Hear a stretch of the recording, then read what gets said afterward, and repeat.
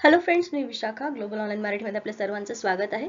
आजच्या सेशनमध्ये आपल्याला महाराष्ट्र सेट परीक्षा 2024 साठी पेपर 2 इकॉनॉमिक्सचं प्रिपरेशन करायचं आहे, ज्यामध्ये युनिट आपण बघणार आहोत पब्लिक इकॉनॉमिक्स, सार्वजनिक वित्त. मराठीमध्ये टॉपिकचं नाव आहे हे. So let start today session. आज नवीन युनिट स्टार्ट केलेलं आहे आपण. चला बघूया. सेशन स्टार्ट करण्यापूर्वी एक इम्पॉर्टंट सूचना किंवा संधी आहे. त्या स्टुडंटसाठी जे स्टुडंट्स यावर्षीची एक्झाम टार्गेट करतायत त्यांच्यासाठी 7 एप्रिल टार्गेटेड डेट. एव्हरी लेक्चरमध्ये मी आठवण करून देते.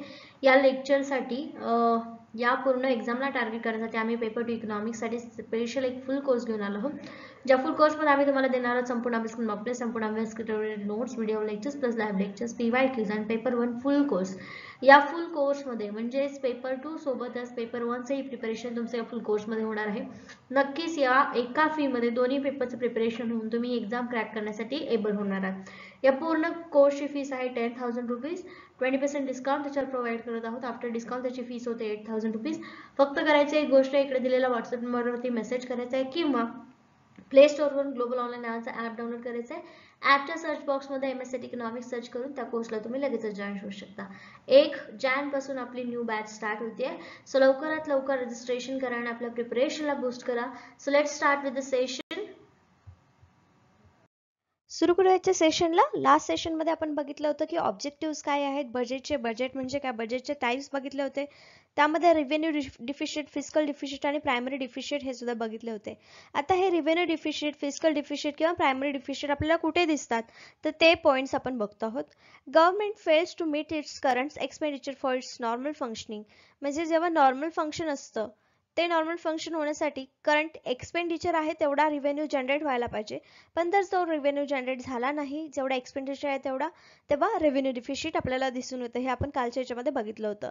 शॉर्टफॉल डिफिसिट काय होतं, is made out of capital receipts either through capital receipts मधून शॉर्टफॉल डिफिसिट मिळतात, डिसइन्व्हेस्टमेंट किंवा बॉरोइंग्स मधून हे येतात. Government can also reduce the deficit by. आता हे काय करून गव्हर्नमेंट हे डिफिसिट कमी करू शकतो, तर इन्क्रीजिंग द रेव्हेन्यू रिसिप्ट्स, म्हणजे जे काही महसूल प्राप्ती आहे ती वाढवून रेव्हेन्यू डिफिसिट कमी करू शकते government. Decreasing the revenue expenditure, revenue expenditure जो आहे तो कमी केला तर रेव्हेन्यू डिफिसिट कमी होऊ शकते किंवा अस्तित्वात येणार नाही असं आपण म्हणू शकतो. नंतर आहे फिस्कल डिफिसिट. फिस्कल डिफिसिट कशामुळे, इन्फ्लेशनरी प्रेशरमुळे होतं. डेप्ट ट्रॅप असतो, इनसफिशियंट यूज ऑफ बॉरोविंग्स, त्याच्यामुळे फिस्कल डिफिसिट येतं. हे काही रिझन्स आहेत फिस्कल डिफिसिट येण्याचे. आता प्रायमरी डिफिसिट कशामुळे येतं, reflects the real scenario of government finance. गव्हर्नमेंटचं फायनान्स जे आहे त्याचं रिअल डिफिसिट आपल्याला तिथे दिसतं प्रायमरी डिफिसिट मध्ये. Measures of fiscal responsibility. आता मेजर्स काय असतात फिस्कल रिस्पॉन्सिबिलिटीचे, high primary deficit signifies the fiscal irresponsibility of the government. जर प्रायमरी डिफिसिट जर जास्त असेल तर ते फिस्कल रिस्पॉन्सिबिलिटी जी गव्हर्नमेंटची आहे ती फेल झाली आहे इथे असं दाखवतं primary deficit. Zero primary deficit implies that the government incur further borrowings to pay the interest payment on the obligation. Interest payment, zero primary deficit employees काय करतं, तर गव्हर्नमेंट जे काही आपण पुढचे बॉरोविंग्स घेणार आहे किंवा उधारी घेणार आहे ते पे करण्यासाठी इंटरेस्ट पेमेंट मागचे दाखवत असतं प्रायमरी डिफिसिट मध्ये. तर समजलं आपल्याला revenue deficit, fiscal deficit, primary deficit. Okay. आता आपण बघतोय पब्लिक डेप्थ, ज्याला आपण सार्वजनिक कर्ज असे म्हणतो. काय म्हणतो, सार्वजनिक कर्ज. ओके. आता त्याच्यामध्ये कुठल्या गोष्टी येतात ते आपण बघायचं आहे. It employs a total outstanding borrowings of the central government. Central गव्हर्नमेंटचे जेवढे पण कर्ज आहे म्हणजे उधारी आहे किंवा कर्ज घेतलेलं आहे ते सगळ्याचा समावेश कशामध्ये होतो, सार्वजनिक कर्जामध्ये होतो. त्याच्यामध्ये मग including currency obligation are included in public डेप्ट. म्हणजे करन्सीचं जे काही ऑब्लिगेशन आहे ते सुद्धा पब्लिक डेप्टमध्ये समाविष्ट असतं. अनलाईक अन इंडिव्हिज्युअल, म्हणजे कसं वैयक्तिक गव्हर्नमेंटमध्ये जर एक्सेसिव्ह डेप्ट कर्ज खाली असेल तर ते रिसॉल्वंट असे डिक्लेअर करता येत नाही. इथे व्यक्तिगत कसं म्हटलं जातं, जर खर्च जास्त असेल इन्कम पेक्षा तर ते रिसॉर्ट कर्ज किंवा जास्त उधारीमध्ये ते दाखवले जातात. बट फॉर गव्हर्नमेंट, पण गव्हर्नमेंटसाठी it can be resort to डेप्ट. म्हणजे कर्ज जरी असलं तरी पण हे जे बॉरोविंग्स असतात ते घेतले तरी त्यांना मनाई नसते किंवा त्यांना फरक पडत नाही. का, even if it does not required fund, जरी त्यांना निधी आवश्यक नसेल तरी हे इन्फ्लुएन्स डिस्ट्रीब्युशन ऑफ इन्कम. हे काय करतात? Income, capital accumulation, enhance employment and stability, स्थिरता, रोजगार, उत्पन्न, त्याच्यानंतर भांडवल संचय, या सगळ्यांसाठी गव्हर्नमेंटला हे कर्ज घ्यावे लागतात. म्हणून वैयक्तिक वर्सेस गव्हर्नमेंटचं जर बघितलं तर कर्जाखाली जरी असलं गव्हर्नमेंट तरी सुद्धा हे बॉरोविंग्स किंवा डेप्थ असणं गरजेचं असतं. ओके, आता ऑब्जेक्टिव्ह ऑफ पब्लिक डेप्थ, सार्वजनिक कर्जाचे ऑब्जेक्टिव्ह काय आहेत, म्हणजे त्याचे हेतू काय आहेत किंवा उद्देश काय आहेत ते घेण्याचे. To finance budget deficit, budget deficit जे आहे त्याच्यासाठी आर्थिक मदत म्हणून करणं. To finance war and natural calamities, जे काही युद्ध किंवा नैसर्गिक आपत्तीच आहेत त्यांना फायनान्स करण्यासाठी. टू फुलफिल डेव्हलपमेंट प्लॅन्स, जे काही गव्हर्नमेंटचे डेव्हलपमेंट प्लॅन्स आहेत ते पूर्ण करण्यासाठी हे पब्लिक डेप्ट उपयोगी येतात. टू मीट एक्सटर्नल डेप्ट्स और BOP deficit, balance of payment deficit, हे एक्सटर्नल डेप्ट्स आणि बीओपी डिफिसिट यासाठी सुद्धा हे पब्लिक डेप्ट घ्यावे लागतात. तर समजलं सार्वजनिक कर्ज म्हणजे काय किंवा त्याचे उद्देश काय आहेत ते घेण्यासाठी ते आवश्यक काय आहेत घेण्याचे.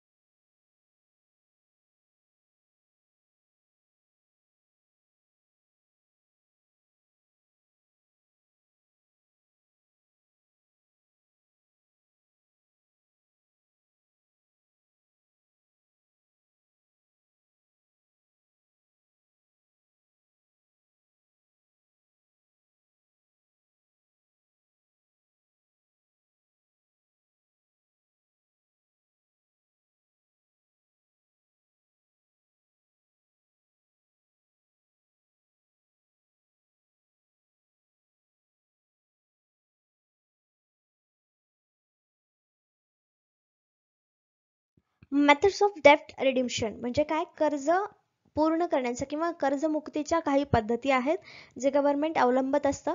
तर त्या काय पद्धती आहेत आपण बघूया. फर्स्ट आहे युटिलायझेशन ऑफ सरप्लस रिव्हेन्यू, जो काही फायद्याचा महसूल गोळा झालेला आहे, महसूल जमा झालेला त्यातून जो काही फायदा आहे त्याचा वापर करणं.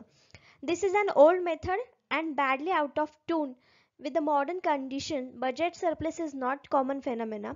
Even when there is a surplus, it cannot be used for making any substantial reduction in debt. Okay, तर असं म्हटलंय हा एक मार्ग आहे की जे तुम्हाला रेव्हेन्यू मधून प्राप्ती होत आहे किंवा त्याच्यातून फायदा होत आहे त्याचा वापर करून तुम्ही डेप्ट रिडिम्पशन म्हणजे कर्जमुक्तीमध्ये प्रवेश करू शकता. पण असं काय म्हटलेलं आहे की बजेट सरप्लस ही काही कॉमन फेनॉमेना कॉमन गोष्ट नाही आहे, दरवेळेसच ही होईल असं शक्य नाही आहे. आणि असलं तरी त्याचा वापर डेप्थ कमी करण्यासाठी होऊ शकत नाही, तर जे काही वेलफेअर आहे सोसायटीचं त्याच्यासाठी तो जास्त वापरला जातो. त्यामुळे पब्लिक डिबेटमधलं काही गोष्ट किंवा काही पर्सेंट कमी होण्याचे चान्सेस इथे लेस आहेत. त्याच्यामुळे हा जो ऑप्शन आहे, मार्ग जो आहे तो कमी प्रकारमध्ये वापरला जातो. नेक्स्ट आहे पर्चेस ऑफ गव्हर्नमेंट्स बॉन्ड्स. गव्हर्नमेंटचे बॉन्ड खरेदी करायचे. The government may bye her own stocks in the market, thus wiping off its obligation to the extent. This may be done by the application of surplus revenue or by borrowing at low rates if in condition for favorable. Condition नुसार government काय करतं, bond खरेदी करतं. गव्हर्नमेंटचे स्वतः मार्केटमध्ये rate बघून त्याचं बॉन्ड्स खरेदी करू शकतं गव्हर्नमेंट. हा एक मार्ग आहे कर्जमुक्तीचा, कारण याच्यातून जो काय फायदा होईल तो नंतर आपल्याला डेब्ट रिडिम्पशनसाठी उपयोगात येऊ शकतो. नेक्स्ट आहे टर्मिनेबल ॲन्युइटीज. आता हे काय, ही एक नवीन टर्म आहे पब्लिक फायनान्समध्ये. ती काय आहे बघूया. When it is intended completely to wipe off the permanent डेब्ट. जेव्हा आपल्याला म्हणजे जे काय हे आहे कर्ज आहे ते पूर्णपणे संपवायचं आहे, एकदाच भरायचं आहे. It may be arrange to pay the creditors or certain fixed amount for the numbers of years. एक काहीतरी फिक्स अमाऊंट असते एका ठराविक वर्षासाठी. This annual payments are called annuities. Okay, तर जे वर्ष आहेत आणि त्या वर्षामध्ये ठराविक अमाऊंट गव्हर्नमेंटला पे करायची असते, तर त्या पद्धतीला किंवा त्या पेमेंटला ॲन्युइटीज असं म्हणतात. It will appear that during the time these annuities are being paid, there will be much greater strain on government finances that when only interest has to be paid. म्हणजे फक्त इंटरेस्ट पेड करायचा राहतो गव्हर्नमेंटला. मग ही एक पद्धत आहे की तुम्ही प्रत्येक वर्षाला एक ठराविक अमाऊंट भरा आणि मग तुमचं कर्ज कमी करा. ही गव्हर्नमेंटसाठी अजून एक पद्धत आहे. अजून काय पद्धत आहे.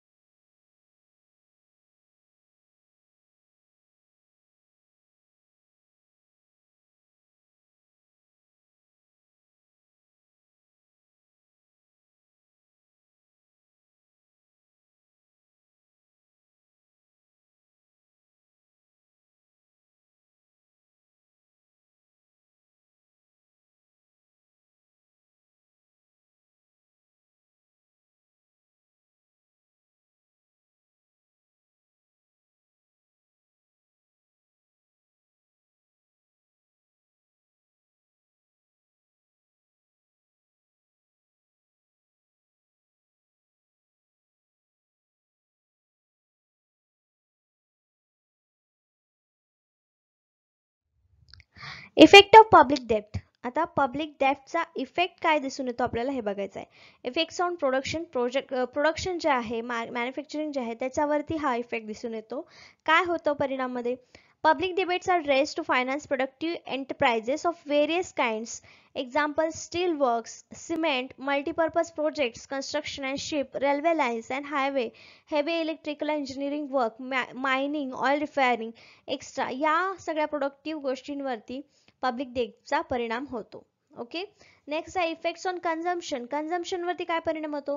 Wien people subscribes government loan, जेव्हा लोक गव्हर्नमेंट लोन घेतात, they generally have a certain consumption, त्याचं कन्झम्पशन ते करतात.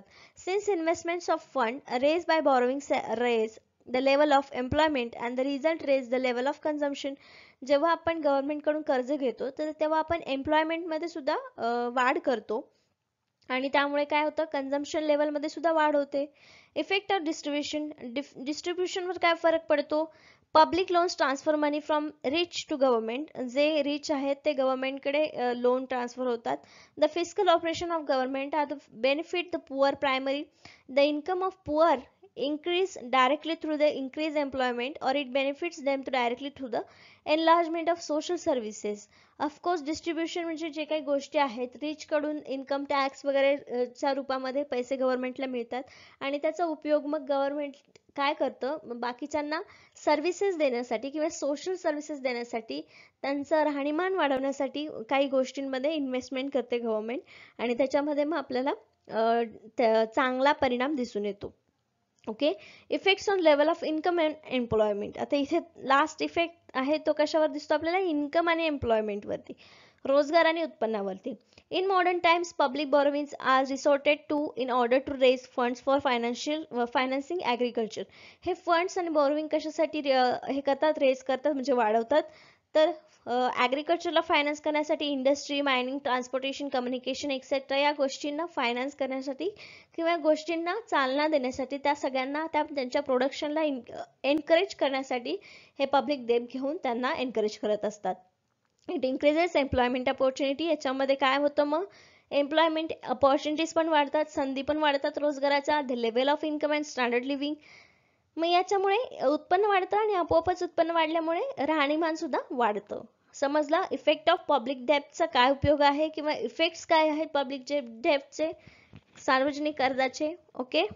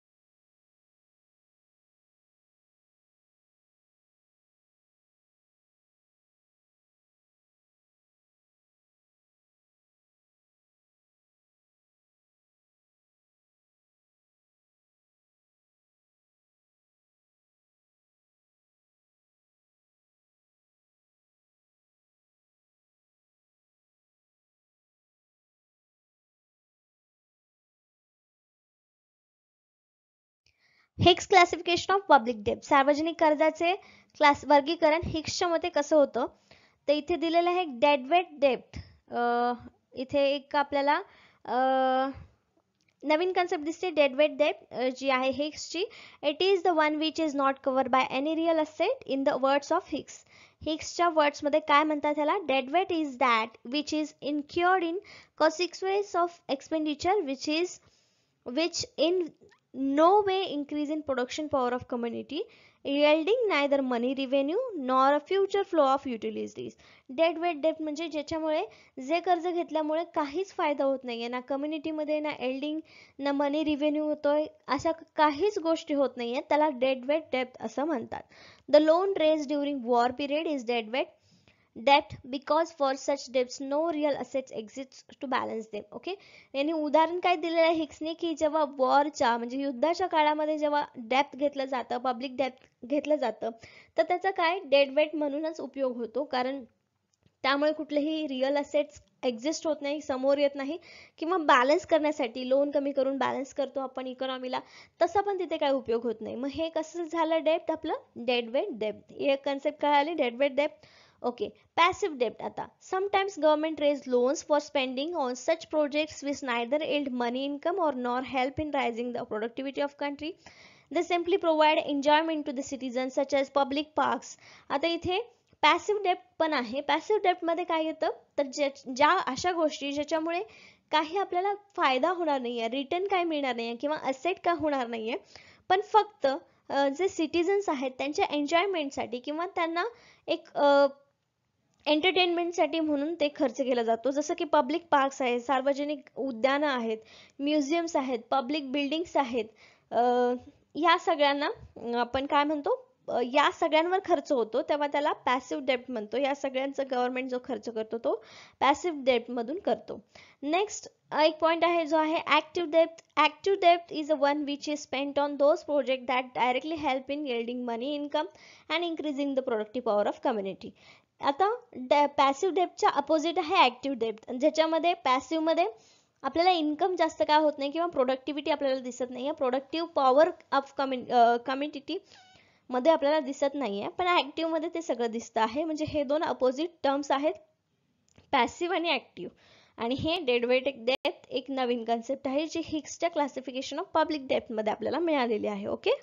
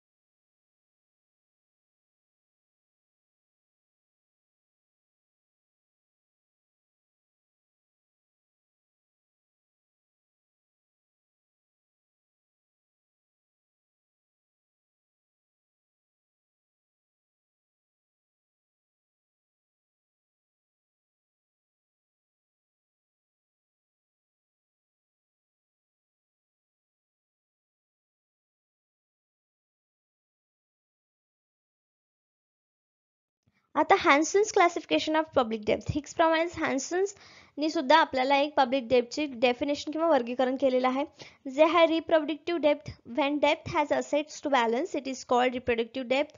जेव्हा आपल्याला असेट्स बॅलन्स करण्यासाठी त्याचा उपयोग होतो कर्जाचा, तेव्हा त्याला आपण रिप्रोडक्टिव्ह डेब्ट म्हणतो.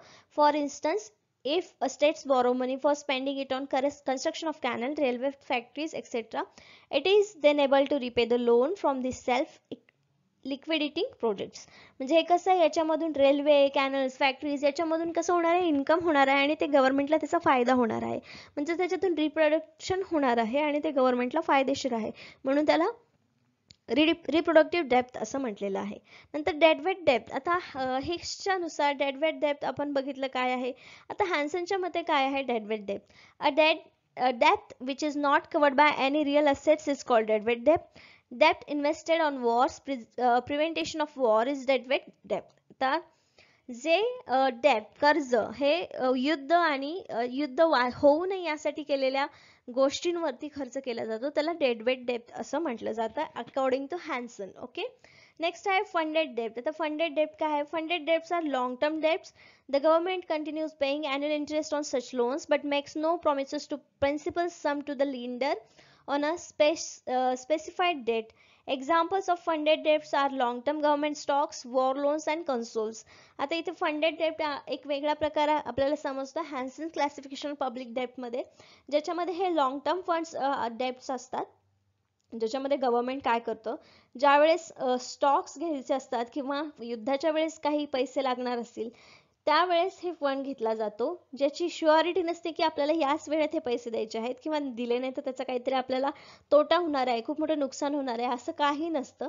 याला आपण फंडेड डेब्ट असं म्हणतो. फ्लोटिंग और अनफंडेड डेब्ट. नेक्स्ट आहे एक फ्लोटिंग और अनफंडेड डेब्ट. फ्लोटिंग और अनफंडेड डेब्ट comprise the short term loans. इथे फंडेड डेब्ट मध्ये लॉंग टर्म आहेत तर फ्लोटेड मध्ये शॉर्ट टर्म आहेत. It is payable to lender with the interest और बिफोर द फिक्स डेट. हे काय करू शकतो तर फिक्स डेटच्या पहिले आणि विथ इंटरेस्ट आपल्याला पे करावा लागतो, म्हणजे गव्हर्नमेंटला पे करावा लागतो फ्लोटिंग और अनफंडेड डेब्ट मध्ये. फंडेड डेब्ट मध्ये लॉंग टर्म आहेत, प्रॉमिस नसतं, पण इंटरेस्ट दिला तरी चालतो, नाही दिला तरी चालतो, किंवा ॲन्युअली त्याचा काही फिक्स असतो आणि जो वॉर्स किंवा गव्हर्नमेंट स्टॉक्स खरेदी करायच्या वेळेस घेऊ शकतो. डेडवेट अकॉर्डिंग टू हॅन्सन वेगळं आहे, जास्त वेगळं नाही आहे, त्याचा अर्थ सेमच आहे, पण जो वॉरवर किंवा वॉर होऊ नये यासाठी खर्च केलेला असतो त्याला डेडवेट डेब्ट असं म्हणतात. रिप्रोडक्टिव्ह डेब्ट म्हणजे जिच्यातून आपल्याला परत काहीतरी मिळणार आहे असे डेब्ट.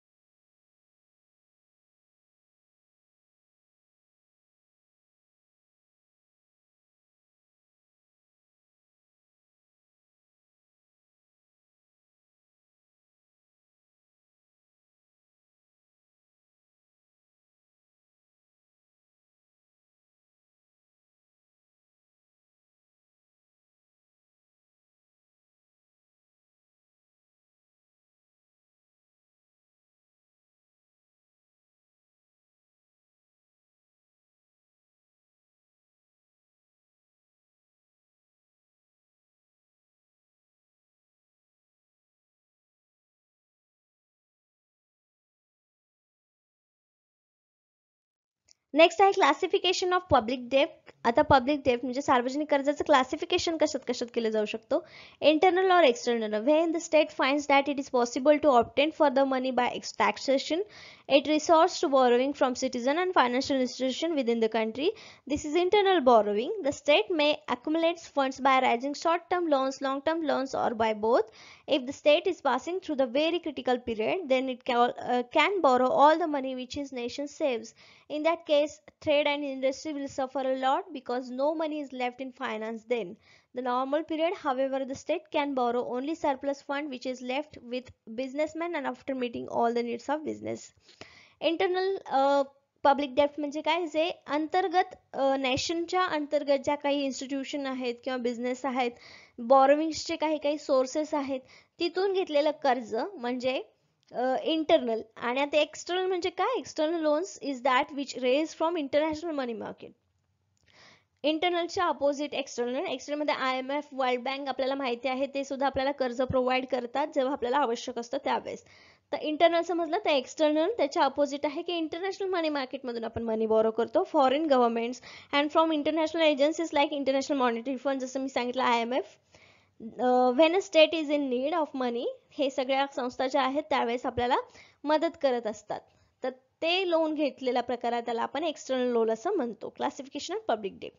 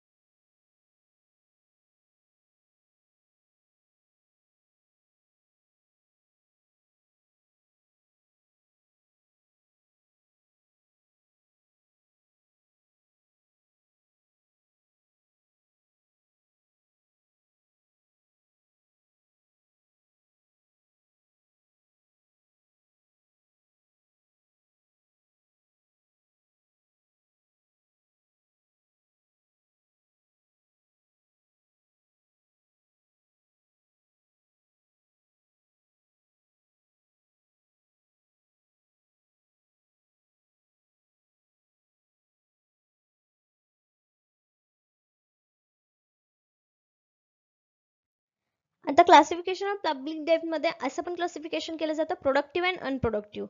The debt that is expected to create asset which will be yield income sufficient to the pay principal amount and interest on it is known as productive debt. In other words, they are expected to pay their way. They are self-liquidant. J.L. Hansen has referred such as debt as reproductive debt. Reproductive debt आपण एक concept बघितली आणि इथे काय सांगितलेलं आहे, productive depth कुठला असेल, ज्याच्यामधून आपल्याला काहीतरी परत मिळणार आहे किंवा प्रोडक्शनमध्ये त्याचा फायदा होणार आहे. On the other hand, unproductive depth is a depth that raise and financial unproductive assets. फक्त अनप्रोडक्टिव्ह असेट्स क्रिएट करणारे डेप्थ जे असतात ते अनप्रोडक्टिव्ह असतात. अनप्रोडक्टिव्ह डेप्थ त्यांना आपण म्हणू शकतो. डेप्थ इन्व्हेस्टेड ऑन वॉर्स और प्रिव्हेंटेशन ऑफ वॉर्स, जे डेडवेट डेप्थ ज्याला म्हटलेलं आहे हॅन्सननी, वॉर्सवरचा खर्च किंवा वॉर्स होऊ नये यासाठीचा केलेला खर्च, त्याला डेडवेट डेप्थ असं म्हणतात. त्याच्यानंतर short term and long term हा एक प्रकार आपण सांगू शकतो. The loans that are repaid within a period of 1 year, they are short term, and the period the taken for more than 1 year, they are referred to as a long term loans. short term loans and long term loans असे पण प्रकार इथे आपल्याला पडलेले दिसतात public डेब्टचे, सार्वजनिक कर्जाचे.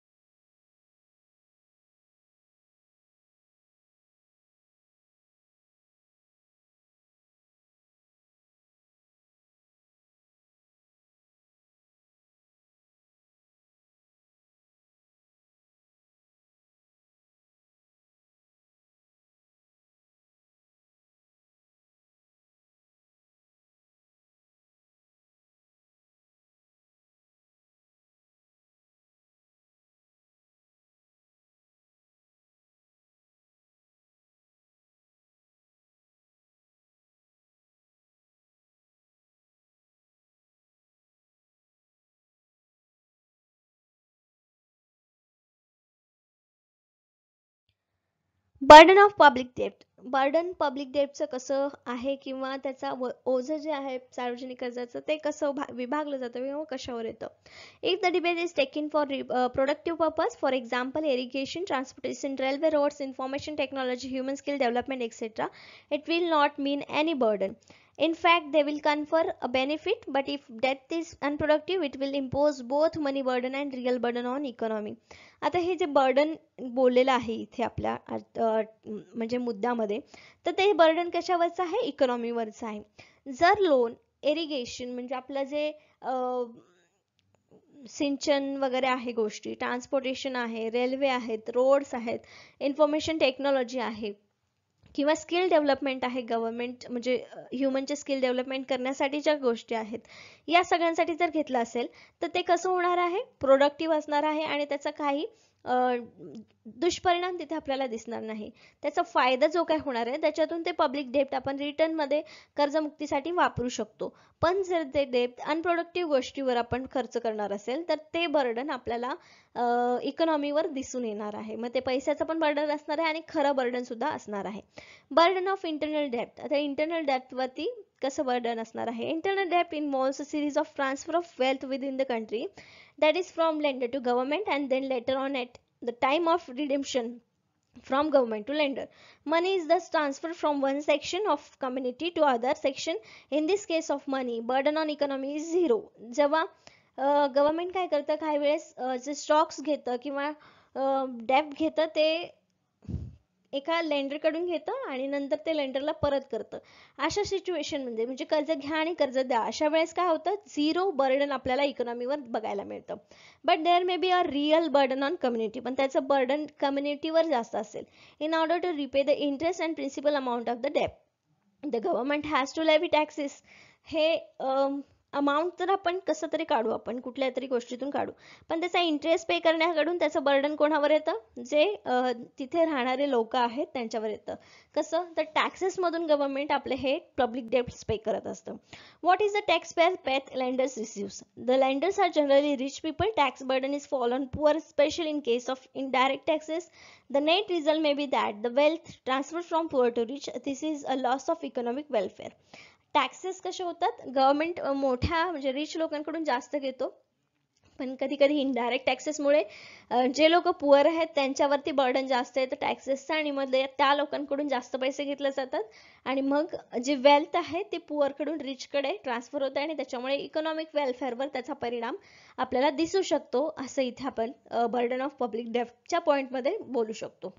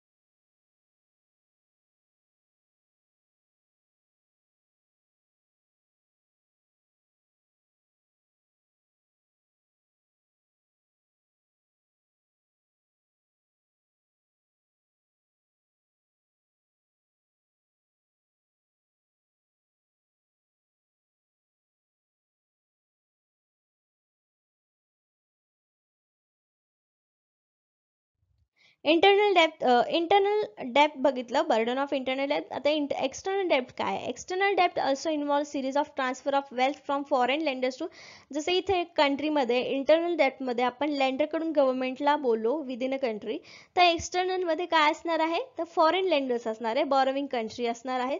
Wien it is repaid and transfer to the opposite direction, the borrowing country paid interest to the foreign lenders. A direct money burden is fallen whole community. Two communities also suffered from real burden and external debates. The government has to cover amount of interest to be paid foreign lenders by heavily taxing an income community.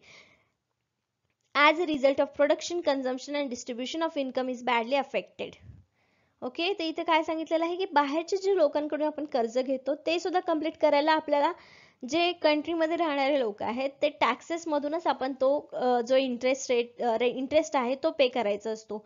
मग त्याचं burden आपल्यावरच येणार आहे, बरोबर आहे. External debt पे करण्यासाठी सुद्धा burden राहणाऱ्या सोसायटीमध्ये राहणाऱ्या किंवा इन्कम जमवणाऱ्या लोकांवरतीच येणार आहे, कारण टॅक्सेस मधून आपण इंटरेस्ट पे करतो.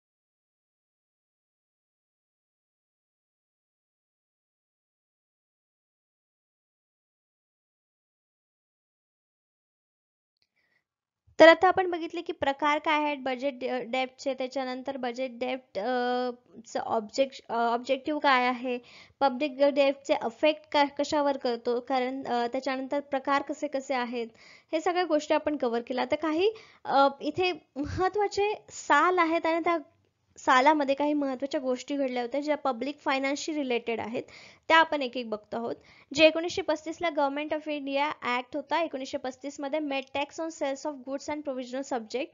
1939 मध्ये सेल्स टॅक्स इंट्रोड्यूस झाला in India in state of Madras state मध्ये इंट्रोड्यूस झाला. त्याच्यानंतर 1941 मध्ये sales tax introduce in state of Punjab state मध्ये सेल्स टॅक्स 1941 मध्ये इंट्रोड्यूस झाला. Other states follows in later years, त्याच्यानंतर बाकीचे स्टेट्स नंतरच्या वर्षामध्ये आले. 1974 मध्ये एलके झा committee suggested introduction of value added tax watt in India. Watt कधी आलं इंडियामध्ये? तर 1974 मध्ये. 1986 मध्ये और modified watt introduce on selected commodities वर वॅट लावणं हे 1986 पासून चालू झालं. त्याच्यानंतर 1991 मध्ये राजा चल्लाई कमिटी रिकमेंडेड वॅट्स, परत त्यांनी वॅट रिकमेंड केला. Service tax introduce in India. तर सर्व्हिस टॅक्स कधी इंट्रोड्यूस झाला इंडियामध्ये? 1994 मध्ये. 1999 मध्ये काय झालं? Centre अनाउन्सेस decision on introduce VAT in India. परत सेंटरने डिसिजन दिला वॅट इंडियामध्ये इंट्रोड्यूस करण्यासाठी. 2002 मध्ये सेन वॅट और introduce on all commodities at central level. 2003 मध्ये VAT introduce in first Indian state of Haryana. VAT Haryana या स्टेटमध्ये 2003 मध्ये इंट्रोड्यूस झाला. 2005 मध्ये वॅट इन 24 स्टेट म्हणजे 24 राज्यामध्ये आणि युनियन टेरिटरीज मध्ये इन्क्लुडिंग पंजाब, चंदीगड, हिमाचल प्रदेश, जम्मू अँड काश्मीर आणि दिल्ली या ठिकाणी वॅट इंट्रोड्यूस झाला. नंतर आहे 2006 मध्ये watt implemented in 5 more states including Rajasthan. उरलेल्या बाकीच्या 5 राज्यांमध्ये सुद्धा इम्प्लिमेंट केला वॅट. 2006-07 मध्ये proposal for GST first mooted in budgets speech for financial year negotiation with state started began soon after. 2006 मध्ये फर्स्ट टाइम प्रपोजल जीएसटी साठी फायनान्शियल इयरमध्ये बजेटमध्ये स्पीचमध्ये घातलं होतं असं आपण बोलू शकतो. 2008 मध्ये empowered committee of state finance minister engaged. 2009 मध्ये EC release it's first discussion paper. त्याच्यानंतर 2011 मध्ये constitution amendment bill on GST introduce. 2011 मध्ये अमेंडमेंट बिल GSTचं इंट्रोड्यूस झालं. 2013 parliamentary standing committee submitted its report recommendation of standing committee incorporate in the bill. तर हे काही महत्त्वाचे साल आहेत आणि त्यातले महत्त्वाच्या घटना आहेत जे आपल्याला एकदा दोनदा वाचायच्या आहेत. जर यावरती आपल्याला काही क्वेश्चन्स आले तर त्याच्यावरती आपल्याला सॉल्व्ह करता आले पाहिजेत. आणखीन काही महत्त्वाच्या घटना, जे सप्टेंबर 2013 मध्ये रिवाइज बिल सेंड केलं EC टू कन्सिडरेशन. मार्च 2014 मध्ये incorporating recommendation of EC another revise bill send to EC. December 2014 constitution amendment bill introduce in Lok Sabha. May 5 2014 Lok Sabha pass GST bill. 2014 मध्ये हे लोकसभामध्ये GST बिल पास झालं. 2015 मध्ये Lok Sabha passes constitution amendment bill GST साठी 2015 मध्ये हे bill pass झालं. म्हणजे जवळजवळ एका वर्षाने मे 5 2014 ते मे 2015 पर्यंत. August 2015 Congress insist on keeping GST rate at 18% and specified in constitution amendment bill. 2015 मध्ये काँग्रेसने इन्सिस्ट केलं की GST रेट हा 18% स्पेसिफाईड कॉन्स्टिट्यूशन अमेंडमेंट बिल असावं.